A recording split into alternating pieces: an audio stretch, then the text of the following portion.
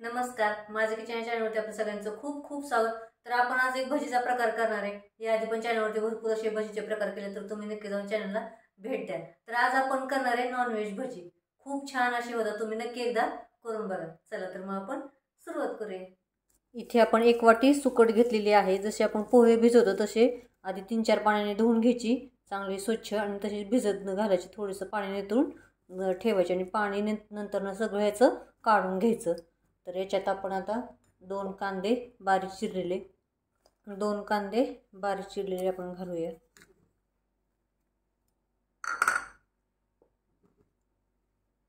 4 चमचे मी तांदळाचे पीठ घेतलेलं आहे। अर्धी वाटी बेसन पीठ। तुम्हाला छान अशी कुरकुरीत थोडी करायची असले तर थोडंसं बेसन पीठ कमी करू शकता। अर्धा चमच्याला कमी अशी आपण हळद घेतलेली आहे। चवीनुसार मीठ, लाल तिखट अर्धा चमचा, तुमच्या तिखटाप्रमाणे तुम्ही तिखट वापरू शकता। इथे 4 हिरवी मिरची, 1 चमचा जिरे आणि 1 चमचा धने बारीक केलेले आहे। 2 चिमूट आपण खाण्याचा सोडा घेतलेला आहे,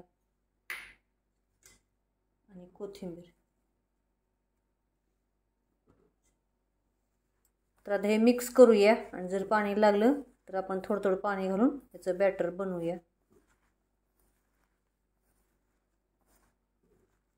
कारण का सुकट अशी ओली असते, आधी सगळं पीठ याच्यात भिजवून घ्यायचं, आणि मग नंतर पाणी लागेल तसं आपण पाणी घालणार आहोत। आता आपण पाणी घालूया।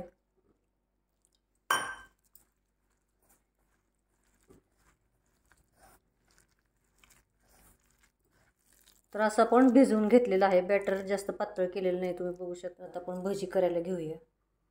तर तेल गरम झालेलं आहे, आपण गॅस मध्यम केलेला आहे। तर आता आपण भजी सोडूया। छान अशी तुम्ही टोमॅटो सॉस बरोबर खाऊ शकता, किंवा असंही खाऊ शकता। लहान मोठी तुमच्या प्रमाणे तुम्ही सोडू शकता। खूप छान भजी होतात, ते तेलकट होत नाहीत।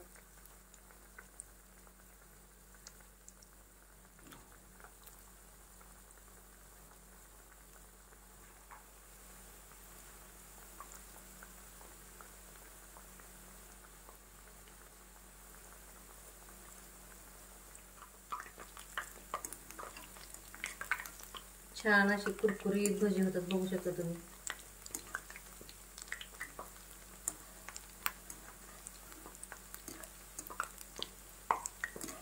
तर मुलं सुकट खात नाहीत, तर तुम्ही अशी भजी करून द्या, तुम्ही नक्की ते खातील।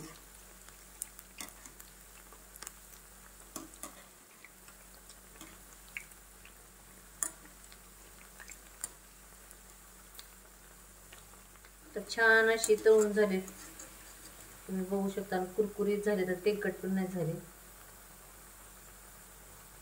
तर मी काढून घेते, आणि याच पद्धतीने बाकीची पण अशीच करून घेते। तर मस्तपैकी आपली अशी नॉनव्हेज भजी तयार झाली, तुम्ही बघू शकता।